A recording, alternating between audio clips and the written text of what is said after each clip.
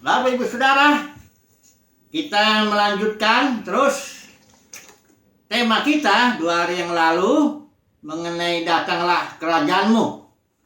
Ini merupakan doa dari itu yang diajarkan Tuhan Yesus kepada kita murid-muridnya, supaya kerajaan sorga datang ke bumi dan kehendak Tuhan jadi di bumi sebagaimana di sorga.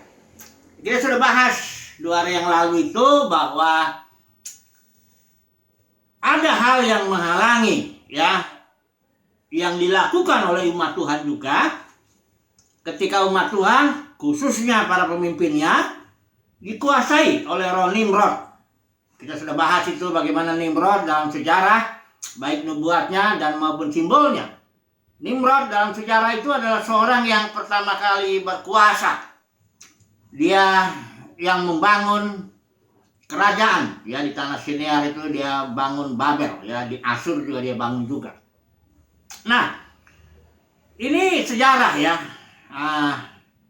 tapi dalam nubuat juga ada dibilang di situ bahwa Babel yang dibangun oleh Nimrod itu akan dihancurkan, dan ada perintah di sana supaya umat Tuhan Israel pada waktu itu supaya keluar daripada Babel itu. Larilah katanya begitu. Kita sudah bahas itu Kemudian kita sudah bahas juga simbol.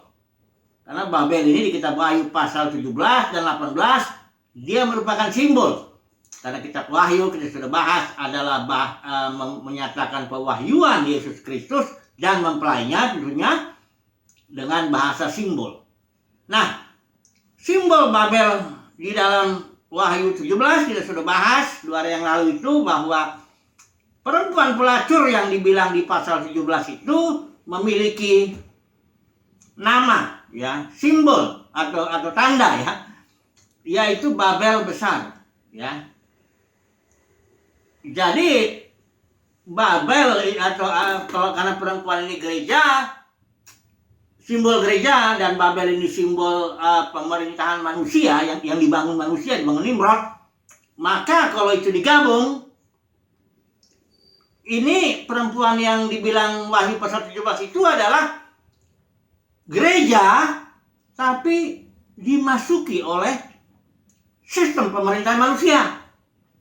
Itu yang sudah kita bahas. Ignatius tahun 117 dia yang mulai. Ketika itu gereja masih dalam bentuk organisme dipimpin oleh Roh Kudus. Gereja mula-mula itu, dan ketika itulah seorang yang namanya Ignatius memasukkan hierarki ke dalam gereja dengan cara diajarkan bahwa bishop beda dengan para penatua. Akhirnya para bishop bertarung, jadi bishop agung bertarung, jadi kardinal bertarung, akhirnya paus. Itulah gereja di abad ke-6 yang sudah settle Katolik yang kita kenal itu. Nah, ini Babel di dalam kitab Wahyu juga ada perintah juga di sana. Wahyu 18:4, hai umatku, keluarlah keluar dari gereja yang dibangun dalam sistem pemerintahan manusia. Nah, itu yang dibilang keluarlah Nah, kita udah tahu bahwa Nimrod ini adalah seorang yang tegar menentang kehendak atau rencana Tuhan. Karena Nimrod ini spiritnya dia membangun nama, mencari nama. Kedua, supaya jangan berserak dalam arti berkumpul sekitar dia. Ini mirip dengan kejatuhan gereja di mana para pemimpinnya, Paulus bilang, di antara kamu dengan ajaran palsu berusaha menarik murid-murid. Jadi murid-murid umat Tuhan tarik kepada para pemimpin, bukan tarik kepada Yesus Kristus sebagai gembala agungnya itu. Kita tahu bahwa melalui tindakan ini gereja yang tadinya organisme tubuh Kristus pecah menjadi ribuan denominasi.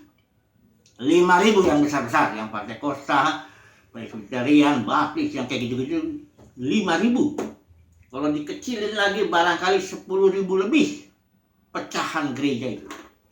Gereja sudah pecah menjadi puing-puing. Kira-kira begitu Bukan firman Tuhan tidak bekerja dalam puing-puing itu, tapi sudah sangat berkurang. Kalau sudah bayangkan gelas ada air, anggaplah ini airnya itu Roh Kudus, ini gelasnya itulah wadah kita orangnya gereja orang, tapi udah pecah begitu, ya masih ada air-airnya itu dari puing-puingnya, tapi sudah sangat berkurang. Karena dalam 200 tahun waktu gereja masih organisme, belum terlalu apa, dunia yang dikenal pada waktu itu sudah ditaklukkan ya oleh gereja. Dan akhirnya tahun 313 itu yang Konstantin Kaisar itu akhirnya menerima Kristus.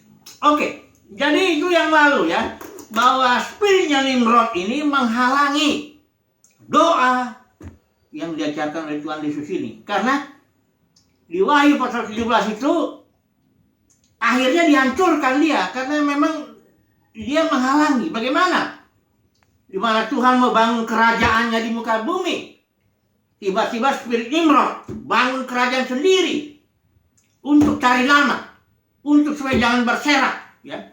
Sementara rencana Tuhan dia mau bangun kerajaannya di muka bumi, berseraklah manusia ini memenuhi seluruh muka bumi supaya bumi penuh kemuliaan Tuhan. Itu rencana, tapi ini Nimrod, dan dia seorang yang tegar menentang rencana Tuhan. Ini Nimrod ini pemimpin ya. Makin hebat kepemimpinannya, makin kuat roh Nimrodnya itu. Kadang dia bisa cari bukan hanya puluhan orang, ratusan orang, ribuan, bahkan jutaan bisa kalau dibikin sistem pemerintahan manusia. Ya, ada satu sinode yang anggotanya 4,5 juta di Indonesia ini, paling banyak itu. Ya, bayangkan saudaraku.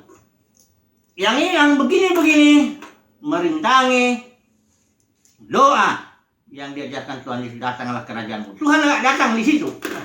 Kalau kita lihat di Perempuan Wahyu 12 yang kita bahas ya, Tuhan Yesus datangnya di situ. Perempuan Wahyu 12. Mari kita lihat sekarang, masuk maju ya. Kita bahas dulu 3 hal ya. Poin mengenai keluarlah ini, coba lebih dalam lagi kita melihat ini ya. Kedua, kita akan bahas mengenai perempuan yang khususnya di Wahyu pasal 12 itu. Dan yang ketiga, kita akan bahas mengenai sangkakala ke-7, di mana Tuhan datang dalam dan melalui orang-orang kudusnya, gereja. Nah, mari kita melihat dulu yang keluar lainnya, yang poin pertama ya. Kita sudah tahu di Yeremia pasal 50 sudah dinubuatkan supaya umat Tuhan keluar ya. 50 ayat 8 di sini dibilang, larilah dari tengah-tengah Babel, dari negeri orang-orang Kasdim, keluarlah. Ini maksudnya yang dibilang kalau di ayat yang ke-6, konteksnya itu umat Tuhan yang disuruh keluar dari perbudakan pembuangan Babel itu ya. Karena di Babel itu orang Israel diperbudak oleh sistem pemerintahan manusia, Nebukadnezar waktu itu rajanya ya. Kemudian Wahyu pasal 18 ayat 4 kita sudah tahu juga ya. Dibilang di situ, keluarlah hai umatku. Saya baca aja dulu ya supaya ini semakin jelas bagi kita. Perintah mengenai keluarlah ini baik dalam nubuat maupun dalam simbol, dan nanti kita di Ibrani juga ya. Coba dulu Wahyu pasal 18 ayat 4. Lalu aku mendengar suara lain dari surga berkata, pergilah kamu hai umatku, pergilah daripadanya di sini konteksnya jatuhnya Babel ya, supaya kamu jangan mengambil bagian dalam dosa-dosanya. Saya ulangi lagi, Babel itu adalah gereja yang jatuh ke dalam sistem pemerintahan manusia, di mana Nimrod dia yang berkuasa. Kalau saudara masuk ke dalam satu denominasi, cepat atau lambat saudara akan ketemu Nimrodnya, orang yang berkuasa di situ. Kalau ada yang nakal-nakal bisa dipecat sama dia ini, ya. Nah, itu gereja yang jatuh ke dalam sistem pemerintahan manusia, ya. Ingat dulu ya, jangan salah, ya. Gereja yang adalah organisme di Perempuan Wahyu 12 ini ada pemimpinnya. Ya, jangan salah ya, nanti kita bahas. Oke, kita lihat dulu keluarlah ini. Ibrani pasal 13 ya. Ini juga ada perintah ya supaya kita keluar dari sistem pemerintahan manusia ya. Ibrani pasal 13 ayat yang ke-13 ya. Saya bacakan ini. Di sini dibilang begini. Karena itu di sini bilang itu jugalah sebabnya Yesus dalam menderita di luar pintu gerbang untuk menguduskan umatnya dengan darahnya sendiri. Karena itu marilah kita pergi kepadanya, kepada Tuhan Yesus, di luar perkemahan dan menanggung kehinaannya. Karena Tuhan Yesus itu selalu di luar sistem. Ketika Yudaisme memerintah di zamannya, dunia keagamaan itu, Tuhan Yesus tidak ambil bagian dalam bait suci, tidak ambil bagian dalam kepemimpinan Sanhedrin, tidak ada. Dia berada di luar itu. Yohanes Baptis juga di luar itu. Dan dia mati di luar kota Yerusalem. Di luar sistem pemerintahan manusia pada waktu itu jatuh ya. Makanya kita dibilang di sini menanggung kehinaannya, kita harus pergi keluar dari sistem Babel, sistem gereja, sistem pemerintahan manusia. Kita harus keluar ya, menanggung kehinaannya. Siapa yang mau ikut Yesus sungguh-sungguh, keluar temui Yesus. Yesus itu ada di luar pintu gereja kayak Laodikia. Kita tahu ini gereja Laodikia, sombongnya itu gereja udah jatuh itu ya, karena Tuhan sudah panggil para pemenang di Wahyu pasal 2 pasal 3. Tuhan Yesus ada di luar. Stop. Siapa yang mau dengar, dia akan ketemu. Jadi inilah keluarlah ini. Saudara jangan takut kalau keluar nanti gimana. Apakah kita ada makanan rohani? Oh, justru di luar itulah makanan rohani yang berlimpah. Ini saya beri dulu cerita ya. Zaman Elisa ya. Waktu itu zaman Elisa ya. Waktu Elisa itu Samaria dikepung oleh tentara Aram ya, tentara Aram, dan terjadilah kelaparan di Samaria. Di situ Elisa berbuat nanti akan ada terobosan atau kelepasan. Sudah tahu di situ ada 4 orang kusta. Orang kusta ini tidak boleh masuk dalam perkemahan. Dia mesti di luar. Jadi disinilah perkemahan itu tentang Samaria. Tapi sudah ada kelaparan di sini ya. Di sinilah 4 orang kusta. Di sinilah tentara Aram. Mereka mengepung. Ya. Nah itu orang kusta ini mikir, kalau kita masuk ke dalam kota, kita juga mati. Karena di dalam kota Samaria sudah terjadi kelaparan. Kalau kita ke tentara Aram, masih ada untungnya. 50-50 lah. Kalau kita dibunuh ya mati kita. Tapi kalau kita dibiarin hidup, ya hidup. Karena di dalam tentara Aram ini ada makanan. Akhirnya ambillah keputusan yang 4 kusta ini dah. Kita masuk ke sana, ke perkemahan orang Aram. Ternyata Tuhan sudah buat seolah-olah tentara Aram ini mendengar suara tentara, kereta. Jadi mereka pikir wah orang Israel sudah nyewa-nyewa tentara Mesir apa sebagainya. Larilah mereka semua tentara Aram itu. Ditinggalkanlah makanan yang berlimpah-limpah. Nah, tempat orang kusta ini datang, waduh, dia nggak lihat orang, dia cuma lihat semua makanan, ada kambing domba. Mereka makanlah sepuas-puasnya begitu. Akhirnya mereka bilang, oh jangan gitu, kita nggak boleh, harus kasih tahu taman. Nah, akhirnya ceritanya itu selanjutnya saudara bisa lihat di raja-raja itu ya. Jadi apa yang mau saya sampaikan di sini? Cerita ini ada padanan rohani. Saudara lihat dulu di dalam Amos pasal 8 ayat 11. Saya akan baca dulu ya. Amos pasal 8 ayat 11. Di sini dibilang ada kelaparan juga. Sesungguhnya waktu akan datang, demikianlah firman Tuhan Allah. Aku akan mengirim kelaparan ke negeri ini. Ini Israel yang waktu itu ya. Bukan kelaparan akan makanan, bukan kehausan akan air, melainkan akan mendengarkan firman Tuhan. kelaparan akan firman Tuhan. Saya percaya namanya katakanlah denominasi, karena sudah gereja yang telah menendang otoritas Roh Kudus, menegakkan otoritas manusia, sistem pemerintahan manusia, akan ada saatnya kelaparan firman. Karena firman itu datangnya dari Roh Kudus, bukan dari Alkitab ini doktrin-doktrin yang mati. Enggak, harus ada rohnya. Rohnya yang menghidupkan tulisan-tulisan hitam di atas putih. Karena hitam di atas putih mati. Tapi kalau roh itu menghidupkan. Ya roh pakai yang tertulis ini, tapi harus ada rohnya. Tapi Roh Kudus sudah dijungkir balikan.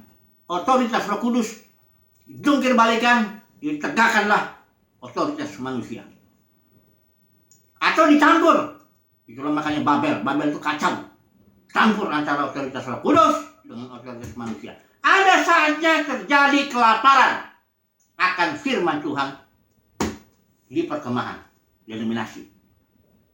Nah sekarang sudah mulai. Ya, saudara jangan takut di luar ini. Pergi keluar, bertemu dengan Tuhan Yesus. Di sini ada makanan berkelimpahan. Saudara akan mendapat banyak pewahyuan firman Tuhan. Di sini ada makanan berlimpah. Ya. Orang-orang yang di luar perkemahan itu memang dia menanggung kehinaan lah, dia dikucilkan lah, dia dibuang lah, dianggap sesat lah, nggak dianggap macam-macam lah. Tapi di sini sudah ada makanan. Di sini sudah ada pewahyuan segar, ya. Anggur baru, ya, karena Tuhan selalu bikin yang baru. I will make all things new. Nyanyikanlah nyanyian baru, jangan yang lama-lama. Kadang-kadang khotbah di sini 10 tahun, 20 tahun, 30 tahun, sama. Beritanya itu aja. Tak ada yang baru. Karena memang anggur baru tidak bisa masuk dalam kirbat yang lama. Struktur yang lama. Yang udah berabad-abad, nggak bisa lagi masuk anggur baru. Anggur baru selalu harus dengan kirbat yang baru juga. Tuhan selalu lakukan sesuatu yang baru. Sudahkah saudara lihat itu? Sudahkah saudara melihat ada sesuatu yang baru setelah COVID ini?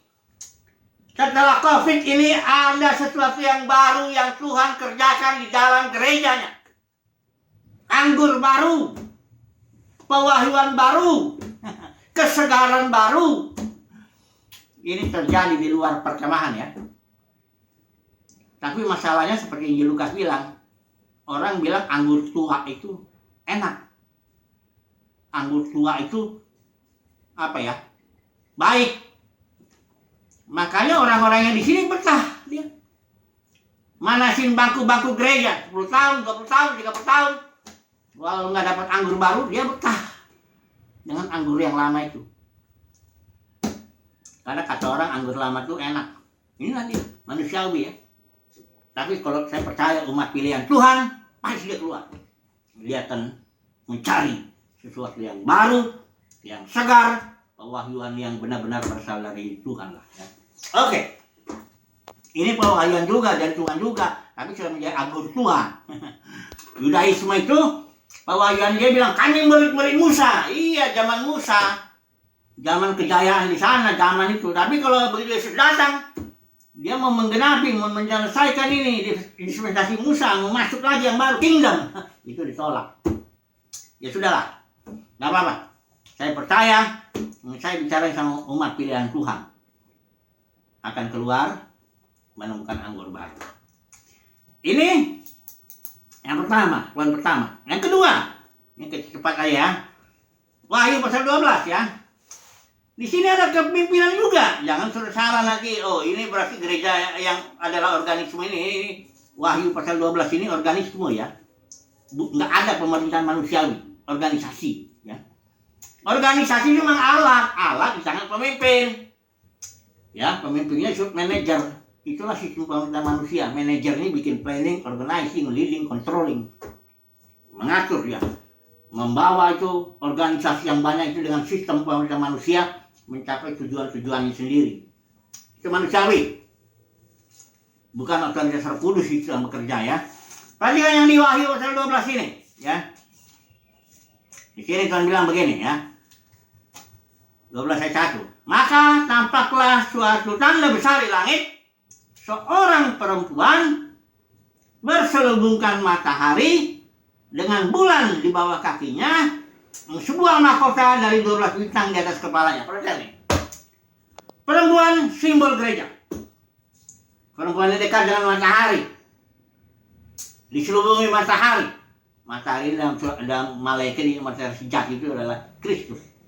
Jadi perempuan yang betul-betul hidup dalam, atau gereja yang betul-betul hidup di dalam realita Kristus.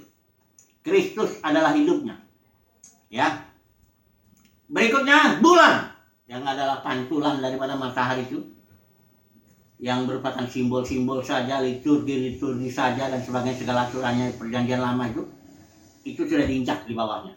Dia tidak hidup lagi di alam simbol atau di alam tanda-tanda ya, atau perlambang-perlambang. Enggak. Ini perempuan di gereja hidup di alam realita. I am the reality. Akulah realita, kata Tuhan Yesus ya. Jadi gereja ini hidup di alam realita. Kemudian ada sebuah mahkota. Ini dia kepimpinannya. Mahkota dari 12 bintang, 12 angka kepimpinan. Bintang itu Son of God. Sama juga matahari juga dia itu kan bintang itu. Nah, bintang ini dia 12 ini dia membangun suatu kepemimpinan tanpa ada kepemimpinan manusia, tanpa ada satu orang yang meninggikan diri. Enggak ada spirit Nimrod di sini. Ini pemimpin bersehati secara organis, memimpin gereja secara organis, ya, nggak cari untung udah jelas, nggak ambil perpuluhan udah jelas, nggak ambil buah sulung udah jelas, itu, udah pasti itu, ya, nggak memanfaatkan gereja ini gembala ini, bukan pencuri atau perampok, ya. Ini pemimpin ini mengabdi, memberi apa yang ada, bahkan menyerahkanlah segala yang hidupnya itu demi pembangunan gereja organis ya. Nah, gereja organis inilah Roh Kudus akan bekerja, tampillah nanti putra-putra Elohim, sons of God pada waktunya. Nanti kita akan bahas lah kata ke-7 ya. Ke-7. Ini kita bahas berikutnya ya. Jadi saya simpulkan dulu. Gereja di mana otoritas Roh Kudus bekerja adalah gereja organisme. Bukan gereja yang dimasuki oleh sistem pemerintahan manusia yang adalah Babel. Dan gereja itulah yang organisme itu, yang pada gilirannya nanti menghasilkan putra-putra Elohim untuk memerintah di bumi ini. Kerajaan surga datang ke bumi. Nanti di Sangkakala 7 jelas, tapi untuk insight ini barangkali besok lah. Sangkakala ke-7 ya, di mana kerajaan surga datang melalui gereja organis itu ya. Melalui perempuan di Wahyu 12 itu. Memerintah bumi. Puji Tuhan. Haleluya. Amin.